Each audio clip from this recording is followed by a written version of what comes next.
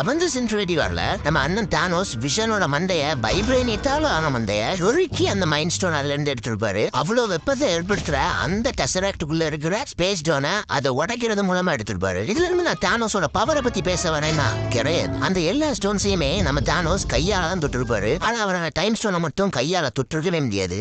One of the powerful பீயிங்கா இருக்கிற நம்ம doctor பூசாரியாலேயே தொட்டிருக்க முடியாது. ரத்னாகர்களுக்கெல்லாம் ஒரு பேக் ஸ்டோரி உண்டு. யாரெல்லாம் இந்த யூனிவர்ஸ்ல பவர்ஃபுல் பீயிங்ஸா இருக்கிறாங்களோ அவங்களால மட்டும் அதை கையால் ஆப்ரேட் பண்ண முடியும். நம்ம தானோஸ் இந்த யூனிவர்ஸ்லயே ஒன் ஆஃப் த பவர்ஃபுல் பீயிங்கா இருக்கிறதுனால அவரால் மிச்ச எல்லா ஸ்டோன்ஸையும் தொட்டிருக்க முடியும். அவ்வளவு பவர்ஃபுல்லா இருக்கிற நம்ம தானோஸே அதை தொட்டிருக்க மாட்டாரு. அது எதனால வெங்காயத்துல ஒருத்தர் கேள்வி கேட்டிருந்தாரு. இதுக்கான பதில் ரொம்பவே சிம்பிள் தான். டைம் ஸ்டோனை யூஸ் பண்றவங்க அது தொடுறது மூலமா சப்போஸ் பவர்ஃபுல்லா இல்லைன்னா அவங்க கண்டிப்பா வேற காலகட்டத்தில் கடத்தப்படுவாங்க. அப்போ ஸ்பேஸ் ஸ்டோன் வேற கிரகத்துக்கு டிரான்ஸ்பர் பண்ணிடுறதுனா மென்டல் ஃப்ரேன் கேட்க கூடாது. ஏன்னா ஸ்பேஸ் ஸ்டோனுக்கு அந்த விதி கிடையாதுன்னு நான் சொல்லல, கூகுள் சொல்லுதியா. கேள்வி கேட்டா நல்ல உள்ளத்துக்கு நன்றி. இதை பத்தி நீங்க என்ன நினைக்கிறீங்க?